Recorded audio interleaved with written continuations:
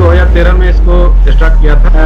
2013 में सर मेरी उम्र लगभग 19 से 20 साल के आसपास रहा होगा। उसके बाद हुआ कि निम्मी पोर्टल पे एडमिशन कराना था, तो वहाँ ज़्यादा परेशानी नहीं हुई। एक्सेल सीट में थोड़ा सा होता था, एरर बहुत ज़्यादा आ जाता था। लाइब्रेरी की भी सुविधा है सर। जो बच्चे जैसे कंपटीशन का कोई बुक होता है, मैथ है, रीजनिंग है, जीके जीएसएस का बुक। बढ़िया है। तो बाइक को भी इन्वॉल्व करते हो आप इसमें कि नहीं करते हो? नमस्कार, मैं हूं वीरेश सिंह, आईटीआई के टॉक शो में आपका स्वागत करता हूं। आज मैं जो है तो सत्या प्राइवेट आईटीआई के चंदन कुमार जी को लेकर के आया हूं।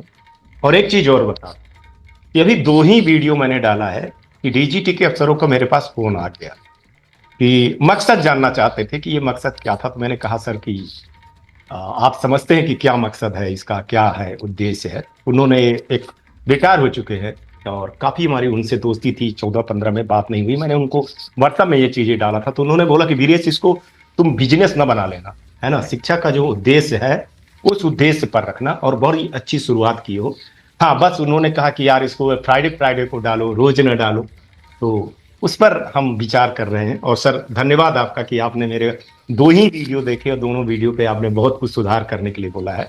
तो इसीलिए मैं इस पे बोल रहा हूँ। चलिए बिना समय गवाए चंदन जी, नमस्कार सर।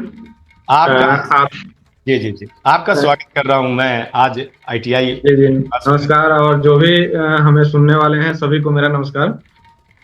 चंदन जी, मैं समय बिना गंवाए ये जानना चाहता हूं कि यार एक मैंने पहला जो शो किया था वो करीबन 55-56 साल के थे, श्रीनिवास जी।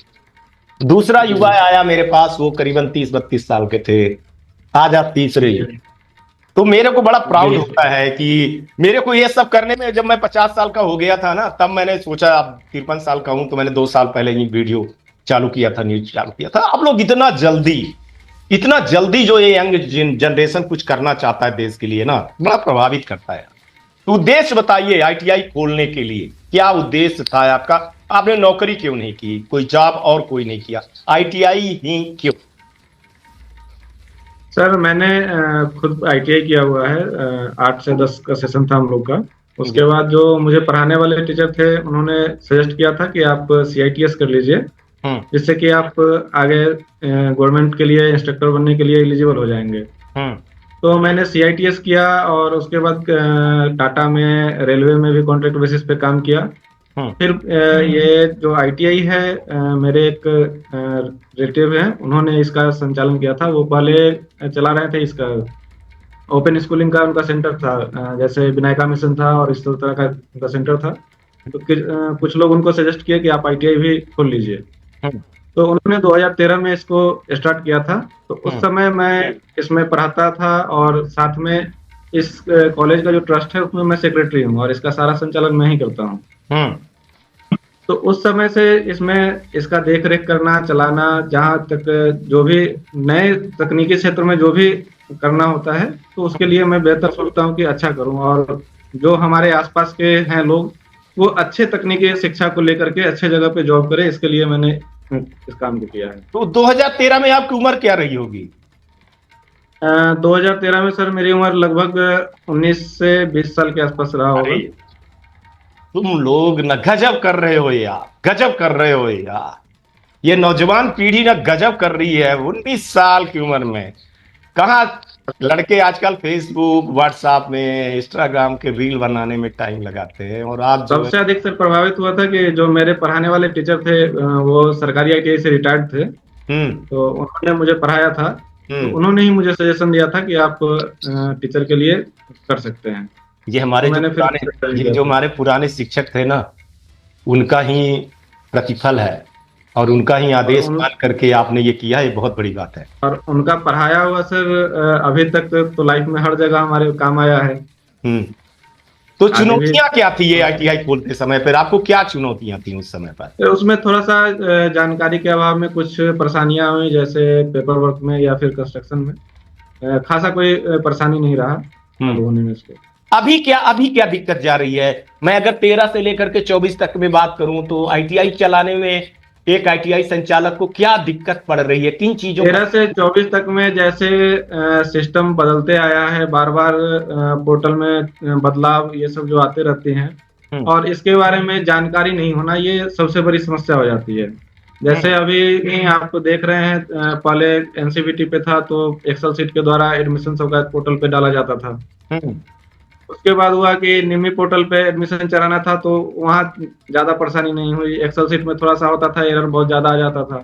हम्म। लेकिन जब निमी पोर्टल आया तो वहाँ परेशानियां कम हो गई थी। हम्म। अब है कि वो स्टेट गवर्नमेंट के थ्रू जब होना शुरू हुआ है तो फिर है कि पोर्टल का खुलना समय से नहीं खुलना, वो सब परेशानी रहती है। हम्म। बार बार है, जैसे एसआईडीएच पोर्टल पे आ रहा है तो पिछले बार था कि क्रिएटर से खुल रहा था, इस बार है अप्रूवल से खुल रहा है। तो हम्म। बहुत सारे लोगों का अप्रूवल का नंबर चालू नहीं होने के कारण भी अभी परेशानी है। बहुत हम्म। लोगों का अभी तक आईडी नहीं खुल पाया है। हम्म। तो चंदन, ये तो मैं ये समझूं कि माने अवेयरनेस की थोड़ी सी कमी है क्या? डीजीटी को पहले ये सब चीज अवेयरनेस कर देना चाहिए। आईटीआई संचालकों की माने एक ट्रेनिंग हो जानी चाहिए, जो इनके स्टेट में आरडीएसडी की टीम बैठी है। तो ये थोड़ा सा जैसे कमी लग रही है क्या? जैसे देखिए डीजीटी में तो बहुत बड़े पढ़े लिखे लोग हैं, अफसर लोग हैं।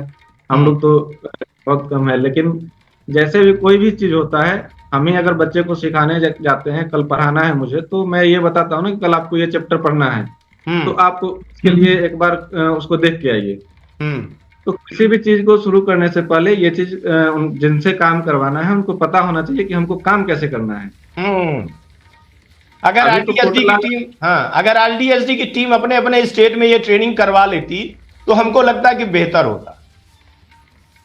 कम से कम हर कॉलेज के जो प्रिंसिपल हैं या फिर जो टेक्निकली वर्क करने वाले लोग हैं, उनको कम से कम कैसे काम करना है, कि जो परेशानियां हैं, जैसे अभी बहुत सारी चीज होती है कि बार बार हम लोग को दिक्कत हो रहा है, एरर आना इस सब आता है, तो उसको सुधार करने में बहुत सारी परेशानियां हैं। हम्म। तो उन पर पहले से ट्रेनिंग होना जरूरी होता है। अगर ये एक बड़ा मुद्दा आज आपने उठा दिया है। अच्छा, कितने ट्रेड हैं आपके पास? सर हमारे पास दो ट्रेड हैं, इलेक्ट्रीशियन और फिटर। अच्छा, अच्छा, अच्छा। तो अभी तक कितनी ट्रेनिंग करवा चुके होंगे? कितने बच्चों की ट्रेनिंग करवा चुके होंगे आप लगभग? लगभग हम लोग 900 के करीब बच्चे को ट्रेनिंग करवा चुके हैं, क्योंकि 13 से 15 तक का जो बैच था हमारे पास एक ही यूनिट था। हम्म। 16 में मेरे पास ये दो फीटर, 16 में फीटर आया, पहले इलेक्ट्रिशियन ही था, तो 16 में हम्म। फीटर और इलेक्ट्रिशियन का एक्सटेंशन जब हुआ तब हम्म। जाके ये मेरे पास 7 यूनिट हुआ। हम्म। जब उसके बाद से ये सारा प्रोसेस चल रहा है। तो अभी तक आपने प्लेसमेंट कितना करवा पाए होगे? कितने बच्चों को आपने जॉब दिलवा पाए? देखिए जहाँ तक प्लेसमेंट की बात है तो प्लेसमेंट में 100% बच्चे तो जाते नहीं हैं, नहीं जाते। क्योंकि आईटीआई करने के बाद लगभग जो बच्चे होते हैं 50% जो हमारे यहाँ गवर्नमेंट जॉब की तरफ मूव करते हैं, उनको हम्म। गवर्नमेंट जॉब की तैयारी करनी होती है। हम्म। तो बाकी जो 50% बचते हैं उन लोगों को हम लोग प्लेसमेंट करवाते हैं, जैसे टाटा है, एलएनटी है, आपका महिंद्रा है, इन हम्म। सभी जगहों पे ऐसे तरह की कंपनियों में प्लेसमेंट करवाते हैं। और अच्छा, जो प्लेसमेंट गवर्नमेंट करवाने में क्या दिक्कतें जाती हैं? दिक्कत जाती है लड़कों के साथ में कि? ऐसे तो लड़कों के साथ में ज्यादा दिक्कत नहीं होती है। हम्म। हम लोग के साथ ये है कि जब बच्चे का प्लेसमेंट करवा देते हैं तो उनका जो रिकॉर्ड हम लोग को मेंटेन करना होता है। हम्म। तो बहुत बच्चे होते हैं जॉब मिलने के बाद हमसे कांटेक्ट करते नहीं है। तो आप लोग माने ये रिकॉर्ड मेंटेन करते हो कि आपके मतलब इस साल कितने हाँ प्लेसमेंट ठीक है हुए? सर, हमारे पास जैसे आज बच्चे प्लेसमेंट, तो हम्म। अगर आज 10 बच्चे का प्लेसमेंट हुआ है तो उनका नाम तो मुझे पता है, उनका गार्जियन का नाम जो मेरे पास आईटीआई में एडमिशन के वक्त है वो पता है मुझे। तो मैंने उसके हिसाब से रिकॉर्ड तो बना लिया, लेकिन जैसे ज्वाइनिंग लेटर रखना हो उसका तो वो प्रोवाइड नहीं करवा पाते हैं। कुछ बच्चे देते हैं, कुछ नहीं देते हैं, तो ये सब मेंटेन करना टफ होता है। बच्चों को देना चाहिए, बच्चों को देना चाहिए। अब तक मान के चलिए कि जो बच्चे आपके प्लेसमेंट हुए हैं, नौकरियां पा रहे हैं विभिन्न क्षेत्रों में, तो एक सैलरी का मिनिमम कितनी सैलरी रहती है? मैं 2 साल से जब से ये न्यूज चैनल चला रहा हूं तो कई आईटीआई के लड़के कहते हैं कि सर जॉब नहीं मिलती है हमको आईटीआई करने में, आईटीआई कर ले, या फिर सर हमको जो है तो सैलरी बहुत कम मिलती है। तो मैं जानना चाहता हूं कि जो एक आईटीआई के डायरेक्टर जब न्यूज चैनल पे बता रहा होगा तो डेटा वो सही प्रस्तुत करता है, तो आपको कैसे लगता है, माने कितनी जैसे सैलरी? देखिए सर, बहुत सारे लोग हैं जो फॉल्स भी बताते हैं कि इतना सैलरी मिल रहा है या बहुत अधिक सैलरी बता देते हैं। हम्म। तो रियलिटी यही है कि जो आईटीआई किए हुए बच्चे होते हैं उनको सैलरी बहुत ज्यादा नहीं, लेकिन स्टार्टिंग लगभग 15 से 20 के बीच में होता है।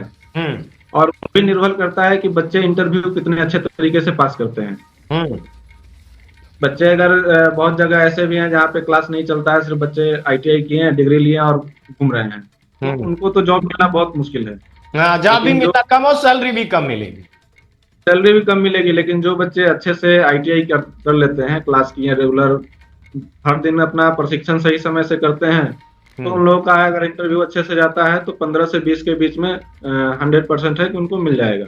जैसे हम लोग हम्म महिंद्रा में प्लेसमेंट कराते हैं, पूना प्लांट में हम्म महिंद्रा का ग्रुप है, वहाँ पे दाना है और अलग अलग उनका प्लांट है, महाले है, दाना है, ये सब। तो हम्म उन सभी में जो मेरे बच्चे जाते हैं तो उनको 15,000 रुपया, हम्म। 15,700 कुछ रुपए उनको मिलता है वहाँ पे।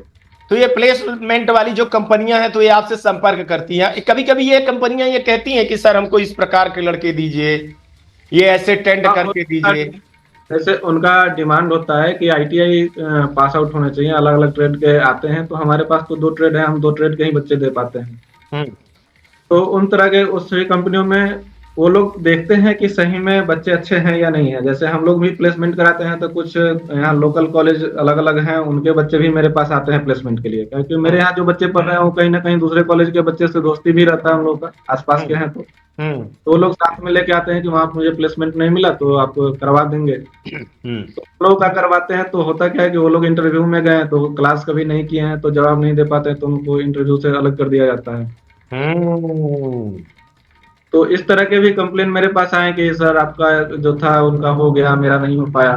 तो हम लोग कोशिश करते हैं कि जो अदर कॉलेज के बच्चे आए, थोड़ा सा उनको कुछ बता करके फिर इंटरव्यू उनका निकलवा दें। तो चंदन जी, जब ये प्लेसमेंट होती थी इसकी आप तैयारी करवाते हैं कुल माने अपने यहाँ के बच्चों को तो आप तैयारी करवाते ही होंगे ना? जी जी कैसे कैसे प्लेसमेंट में सिलेक्शन होगा, इंटरव्यू में क्या जी जी। पूछेंगे, तो ड्रेसिंग उनके क्या साथ जो होगी? आते हैं उनको थोड़ा सा समय दे करके कि आप बैठिए, हमारे जो भी स्टूडेंट हैं उनके साथ आप बैठिए, हम बता देते हैं कैसे क्या होगा। हम्म फिर उनको बता के उस तरह से आगे निकाला जाता है। अच्छा, बिहार स्टूडेंट क्रेडिट कार्ड, कल मैं जी जिक्र कर रहा था प्रभात झा से, तो उन्होंने जी इसको इसका बेनिफिट बता रहे थे इसका कई तरह की भ्रांतियां। तो ये आईटीआई के स्टूडेंट के लिए कितना बेनिफिट है और इस योजना का कितना लाभ उठाना चाहिए? सर, आईटीआई के स्टूडेंट के लिए तो बहुत बेनिफिट है कि गार्जियन को उस पर खर्च करने की आवश्यकता नहीं पड़ेगी, हम्म और उसका पढ़ाई भी हो जाएगा अच्छे से। फिर जब वो नौकरी करे तो वो उस पैसे को गवर्नमेंट को वापस करेंगे। हम्म उस पर किसी तरह का उनको इंटरेस्ट जो कोर्स ड्यूरेशन है 2 साल का, उसके बाद 1 साल का समय मिल रहा है, 3 साल का समय उनको मिल रहा है विदाउट हम्म किसी इंटरेस्ट। हम्म 3 साल में आप कहीं भी जॉब अगर कर लेते हैं तो आगे आप अपना उसका सही, नहीं तो फिर आपका चौथे साल से उस पर इंटरेस्ट लगना शुरू होता है। लड़का है तो 4% और हम्म। लड़की है तो 1%। हाँ, तो और मेहनत ये भी करिए, आपको अगर सरकार पैसा दे रही है तो आप मेहनत करिए, नौकरी करिए। आप नौकरी मांग रहे हैं तो सरकार देखिए, आपको सरकार फ्री ऑफ कॉस्ट पढ़ा रही है, पैसा दे करके पढ़ा रही है, तो आप ईमानदार से पढ़िए, नौकरी पाइए, और नौकरी में से कुछ हिस्से अपने जो सैलरी के हिस्से उससे आप पढ़ा लीजिए। इससे बेहतर क्या हो सकता है? तो ये तो बिहार के लिए, मेरे हिसाब से ये बिहार राज्य के लिए और आईटीआई के लिए बहुत बेहतर है, लड़कों के लिए। जी जी। तो हम्म। छात्र इसका इस्तेमाल करें। अपने हमारे बिहार में है कि अवेयरनेस के आईटीआई के बारे में, तो बिहार में क्या हर जगह अवेयरनेस की कमी है। बहुत जगह। जैसे गवर्नमेंट पीएमकेवाई के लिए एडवर्टाइजमेंट करती है, अगर इसी तरह से अगर आईटीआई को एडवर्टाइजमेंट किया जाए तो पीएमकेवाई से बेहतर बच्चे आईटीआई में निकलेंगे। नहीं नहीं नहीं, क्योंकि चंदन चंदन चंदन, आपने तो बहुत बड़ी बात कह दी। ये बात मैं श्रीनिवास जी से भी मैं पूछा था, प्रभात झा से भी पूछा था, और जो कल हमारे सर ने फोन किया था, डीजीटी के अधिकारी थे, उनसे जी कल जी मैंने यही सवाल किया था, और जो अभी भी हैं बड़े अधिकारी, कि सर प्रधानमंत्री कौशल विकास योजना को जितना प्रमोट किया जा रहा है उतना अगर आईटीआई को प्रमोट कर दिया जाए, आईटीआई को अगर ना, चलिए ठीक है उतना आप पैसा मत दीजिए, लेकिन लड़कों को अगर साल में 10,000 रुपए केंद्र सरकार की तरफ से स्टाइफन मिलने लगे कि भैया जो अच्छे लड़के आप निकाल रहे हो, तो मेरे हिसाब से क्यों आपको भी ये नहीं लगता है कि आप बेहतर ट्रेनिंग दे पाएंगे, बेहतर स्किल जरूर कर पाएंगे लड़के? सर, जैसे आईटीआई में हम लोग के यहाँ आर्थिक कमजोरी है आईटीआई का, और रीजन है कि यहाँ पे दलाल हावी हैं हर जगह आईटीआई पे, हाँ, ये एक जिसके बड़ा। कारण हम्म इसके कारण बच्चे हम लोग तक सही से पहुंच नहीं पाते हैं, और हमारी भी मजबूरी है कि मार्केट में ऐसे लोग हैं जो आईटीआई का जो स्तर होता है उसको गिरा चुके हैं।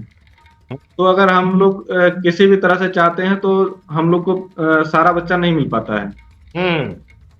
अगर अभी इसकी हमारे यहाँ सरकार बेनिफिट कर दे 10,000 रुपए दे दे तो आपको तो बहुत बड़ी आर्थिक स्थिति एक सुधर जाएगी। आपसे पहले भी कई बार बहुत सारे चीजों पे बात हो चुकी है। कल भी मैंने दिखाया, आपको भेजा है कि व्हाट्सएप पे, जैसे ये बिहार सरकार इंटर के लिए प्रमोट कर रही है बच्चे को कि आप फर्स्ट करेंगे तो इतना मिल रहा है, सेकंड कर रहे हैं तो ये मिल रहा है।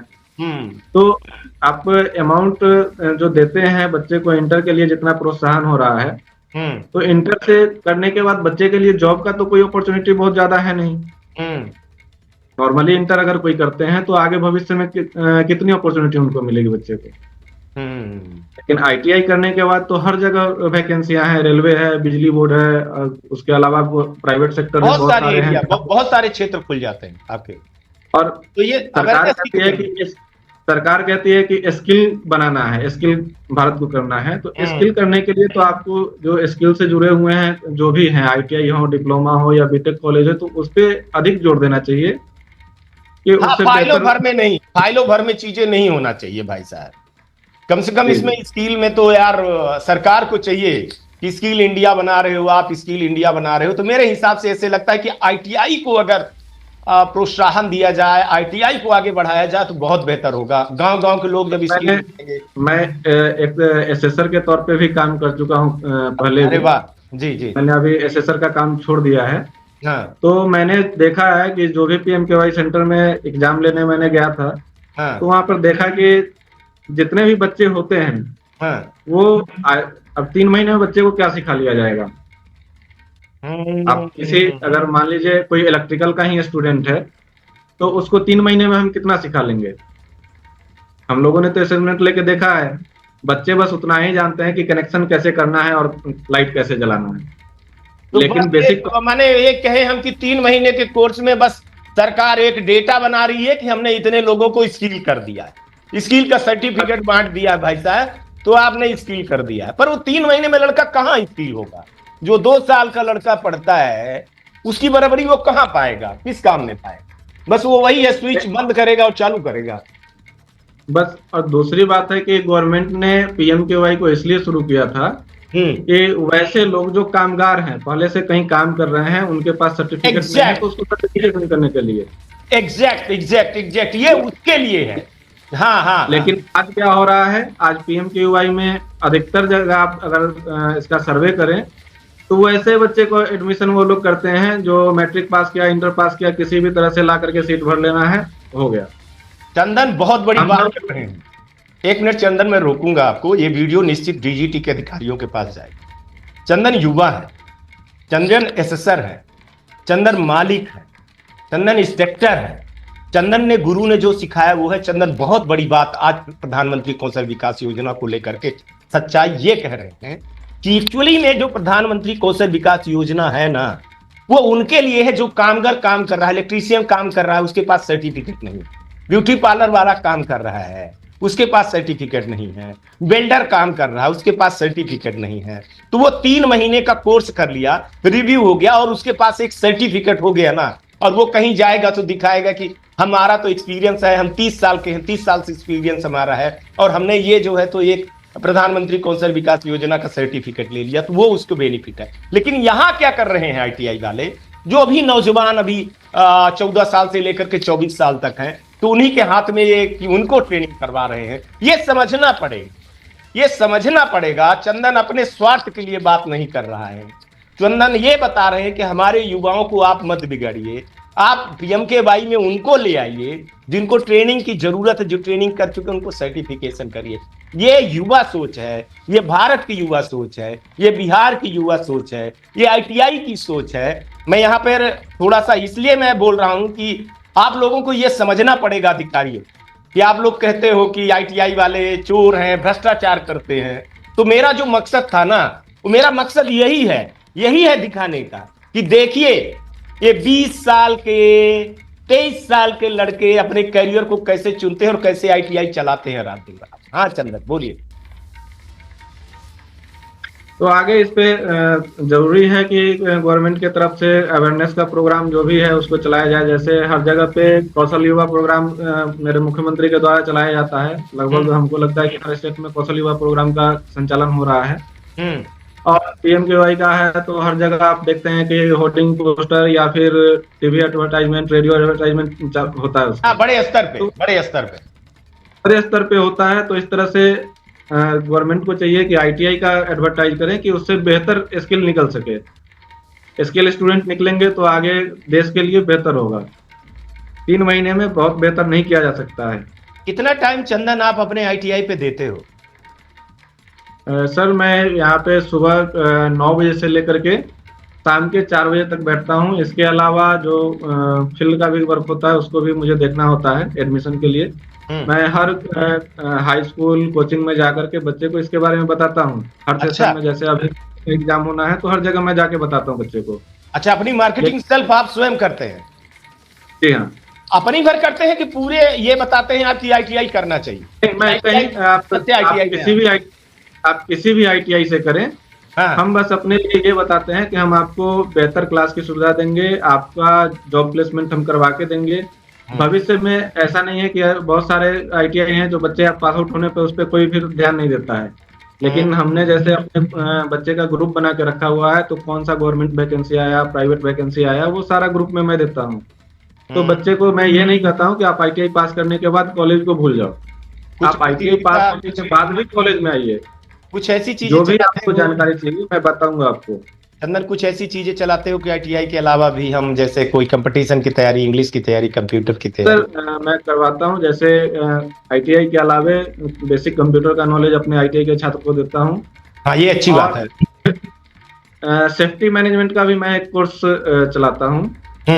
फायर एंड सेफ्टी मैनेजमेंट का कोर्स है, जिसमें जैसे आईटीआई के बच्चे इलेक्ट्रिकल या फिटर से किए, अगर आगे वो सेफ्टी मैनेजमेंट का कोर्स कर लेते हैं तो कहीं पर भी जैसे सेफ्टी ऑफिसर का पोस्ट आता है, फायरमैन का पोस्ट आता है, तो वो अपने ट्रेड से जुड़े हुए फील्ड में अगर जाएंगे तो वहाँ पे उनकी वैल्यू थोड़ा ज्यादा हो जाएगी। तो चंदन, इस आईटीआई को संचालन करने के लिए आपका परिवार भी इसमें इन्वॉल्व है कि नहीं है, कि आप अकेले करते हैं?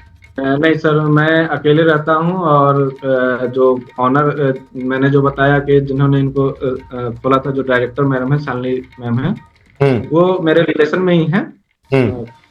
वो भी देखती हैं। जब मैं फील्ड में गया तो कोई ऑफिस का काम हुआ तो मैं उनको बोला कि आप देख लीजिए थोड़ा सा, तो वो भी थोड़ा सा हेल्प करती हैं।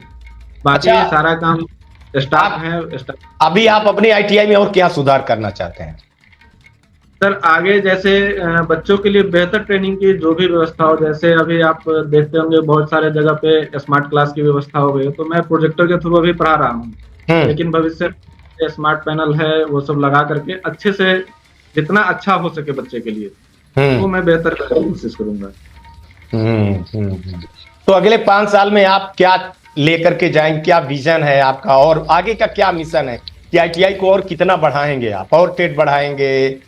आगे सर भविष्य में हम लोग सोचे हुए हैं कि जैसे अभी न्यू एज कोर्स आया है आपका, ग्रीन जॉब का है, जैसे सोलर है, इस सब से जुड़ा हुआ जो भी नए कोर्स आए हैं, तो उसको मैं अपने आईटीआई में लाऊं, और संभवतः कोशिश करूंगा जितना जल्द से जल्द हो सके वो आ जाए मेरे पास। अच्छा, एक संचालक के लिए, मैं एक चीज बोल रहा हूं कि कभी कभी फीस को लेकर के संचालक के ऊपर बड़ी चीजें आ जाती हैं। बच्चे फीस नहीं देते हैं तो कई एग्जाम फॉर्म नहीं भर पाता है या कुछ नहीं हो पाता, तो ऐसे घटनाएं आपके यहाँ होती हैं क्या? जी सर, फी के लिए तो बहुत सारी समस्याएं हम लोग को हर साल ये फी के कारण परेशानी को झेलना पड़ता है। खास करके जैसे दुर्गा पूजा जब स्टार्ट होता है उस समय से लेकर के और अगले फॉर्म भरने के समय तक इस समय बच्चे कोई फी पेमेंट करते नहीं है। तो कुछ ऐसी व्यवस्था आनी चाहिए जिससे कि बच्चे जैसे हर जगह मंथली फी पेमेंट कर देते हैं उस तरह से करें, क्योंकि हम लोग अगर बाउंडेड करते हैं तो होता क्या है कि अगला कॉलेज वाला बच्चे को फ्री किए हुए, तो बच्चा तो हर जगह एक दूसरे से संपर्क में होता है, तो सर वहाँ तो ऐसे चल रहा है, वहाँ ऐसे चल रहा है, तो इस कारण से बहुत सारी समस्याएं आती हैं हम लोग के पास। ऐसे स्टेट में सबको ऐसे करना चाहिए कि भैया फीस एक जैसी हो, एक जैसे फीस मंथली फीस कॉलेज को सभी लोग को ऐसा करना चाहिए कि सभी लोग एक साथ एक समय फिक्स कर ले कि हाँ इस समय आपका फी पेमेंट होना चाहिए हर महीने में। अच्छा, ये सारे मार्कशीट निकाल लेते हैं डीजीटी के डायरेक्ट होकर के, ये कितना इफेक्ट पड़ता है? सर ये बहुत ज्यादा इफेक्ट पड़ता है। जैसे देखिए हम लोग का होता क्या है कि हम लोग तो यहाँ लोकल हैं, सामाजिक लोग से जुड़े हुए हैं। तो होता क्या है कि बहुत सारे बच्चे या गार्जियन वैसे होते हैं जो फी तो जमा करेंगे नहीं और एग्जाम के समय किसी का पैर भी लेके आ जाएंगे कि सर देख लीजिए, थोड़ा करवा दीजिए। सिफारिश आ जाएगी, नेताजी के सिफारिश आ जाएगी, पार्षद साहब के सिफारिश आ जाएगी, वो हमारे मामा जी की सिफारिश आ जाएगी। पर ITI चलाना है, फैकल्टी को पैसा देना है, किराया देना है, बिजली का बिल देना है, तो मंत्री जी को वहां भी सिफारिश करनी चाहिए फिर कि भैया इस महीने का बिजली का बिल माफ कर दें, है ना। बड़ी दिक्कतें जाती है ऐसा इतना ऐसे में होता क्या है कि हम लोग तो चलिए, अब कोई सिफारिश आ रहा है तो रहना तो इसी समाज में है, रहना इसी समाज से आएंगे। तो उनको हम लोग बोलते हैं कि चलिए ठीक है जमा करा दीजिएगा, लेकिन जब एग्जाम हो जाते हैं तो बच्चे भी भूल जाते हैं और सिफारिश करने वाले भी भूल जाते हैं। बहुत बढ़िया। अच्छा, लड़कियों के लिए कुछ स्पेशल रखे हो आप, छूट उट के लिए, उनके पढ़ाई के लिए? अगर कोई छात्राएं जो आती हैं, हमारे घर की बच्चियां हैं। मैंने एक बार, एक लड़की थी मेरे शो पे थी, मतलब मैंने उसको रिकॉर्ड नहीं किया था, तो वो बता रही थी कि सर बिहार में लड़कियों को पढ़ना बड़ा मुश्किल हो जाता है ना। घर वाले एक तो पढ़ाते भी नहीं हैं, पैसे की भी कमी होती है। तो ऐसे में जब आती हैं आपके यहाँ छात्राएं, तो आप क्या सुविधा प्रदान करते हैं, क्या कहते हैं? उनके जो एडमिशन फी होते हैं उसमें हम लोग 10% तक का छूट उनको देते हैं। अरे वाह। उनको छात्राएं आती हैं उसको हम 10% तक का छूट देते हैं। और उनके सेफ्टी के लिए भी कुछ देखते हैं ना? हाँ, उनके लिए जैसे क्लास में है तो क्लास में उनका जैसे अब हमारे पास इस सेशन में 6 लड़कियां हैं, तो उनको क्लास में आगे बैठाते हैं। उस पे जैसे हम लोग का CCTV कैमरा हर क्लासरूम में लगा हुआ है, तो हम खुद ऑफिस से बैठ के उसको मॉनिटर करते रहते हैं। अच्छा, CCTV लगा है, आप वॉच करते रहते हो? आपके इंस्टीट्यूट में पूरे में लगा CCTV? हाँ, सभी में लगा हुआ है। कुछ जगह पे है जैसे सीढ़ी वाला जो छत का जाने का रास्ता होता है उस सब पे नहीं है, तो आगे कुछ दिनों में सभी पे भी वो सुरक्षा के हिसाब से, चंदन, वो सुरक्षा के हिसाब से सीढ़ी छत वाला मामला है, वहां पे कर लीजिए। क्लासरूम में करिए, लैब में करिए, ज्यादा नहीं करिए। नहीं, क्लासरूम लैब में प्राइवेसी एक चीज होती है। क्लासरूम में क्या हो रहा है, लैब में क्या हो रहा है, और क्लासरूम और करते जाते क्या हो रहा है, मतलब माने ये चीजें क्लासरूम और लैब में तो पहले से इंस्टॉल है। बस जैसे सीढ़ियों पे जाने का रास्ता है उस पे एक इंस्टॉलेशन करवाना है, वो जल्द ही हम लोग इंस्टॉलेशन करवा लेंगे उसका। और लाइब्रेरी की क्या सुविधा है आपकी? लाइब्रेरी की क्या सुविधा है? लाइब्रेरी की भी सुविधा है सर। जो बच्चे जैसे कंपटीशन का कोई बुक होता है, मैथ है, रीजनिंग है, GK GSS का बुक सब है हमारे पास। तो किताब आप लोग ITI वाले बच्चों को खरीदने के लिए कहते हैं कि आप माने इशू करते हैं, जैसे कॉलेज में अपने? नहीं सर, बुक बच्चे को हम लोग बोलते हैं मार्केट से आप ले लीजिए। उनको जहां से कम रेट में मिल जाए आप वहां से ले सकते हैं बुक। मैं एक कहना चाहता हूं कि सर देखिए, आप लोग जो है तो निम्मी की बुक खुद खरीदिए, और जिस परसेंटेज में खरीदते आप उसमें मैं मदद कर सकता हूँ कि जितनी छूट में मिले उतनी छूट में निम्मी की, डायरेक्ट निम्मी के लोग जुड़े हुए हैं, तो एक अच्छी छूट में दे दें, और आप हो गया 2, 4, 5% अपना काट करके बच्चों को दे दीजिए। तो ये एक होना चाहिए। देखिए मार्केट में अभी एक आपका बिहार का एक लड़का था, उसने पता नहीं कौन से प्राइवेट एजेंसी के और प्राइवेट प्रकाशन से पढ़ा था, और उसके सारे नंबर जो है तो गलत हो गए। वो केस करने के लिए मेरे पास भेजा था। तो निम्मी की ही बुक पाया जाए। मैं अधिकतर बच्चे को निम्मी का बुक ही सजेशन करता हूँ कि निम्मी के बुक से पढ़ें, और नहीं तो एक एशियन पब्लिकेशन है जिसकी बुक हम लोग, बहुत अच्छी पब्लिकेशन है वो, मैं उससे पढ़ाता हूँ बच्चे को। मैंने देखा है आपको। तो मैं बच्चे को सजेस्ट करता हूँ कि या तो आप निम्मी से मंगवा लें अगर एबल है तो, और नहीं तो एशियन का आप मार्केट से ले सकते हैं तो मार्केट से ले लें। चंदन, देखिए ऐसे बात करते हैं, लास्ट में जाते जाते टाइम नहीं बचा है, करीबन 28-29 मिनट की रिकॉर्डिंग हो गई है। मेरे को बोला गया कि 25 मिनट से ज्यादा रिकॉर्डिंग न कर। चलो एक पर्सनल सवाल पूछते हैं, शादी हो गई कि नहीं हुई? शादी हो गई सर, शादी हो गई, है ना? बहुत अच्छी बात है। एक बच्ची है? जी सर। बढ़िया है। तो वाइफ को भी इन्वॉल्व करते हो ऑफिस में कि नहीं करते हो? नहीं, वाइफ को मैंने सर इसमें इन्वॉल्व नहीं किया है। वो उसका है कि वो नर्सिंग का कोर्स कर चुकी है, तो भविष्य में उसका अपना नर्सिंग का फील्ड है तो वो उसमें जा सकती है। नहीं, एक बहुत छोटी सी सलाह दे रहा हूँ। जी सर। महीने में एक बार अपने वाइफ को जरूर बुला करके उन लड़कियों से मिलवाया करो, उन लड़कियों से जो आपके यहाँ महिला एक तो इंस्ट्रक्टर है जो उनसे और दूसरी जो लड़कियां हैं उनको एज ए गार्जियन उनको क्या दिक्कत हो रही है, क्या दिक्कत हो रही है, क्या हम कर दें अच्छा।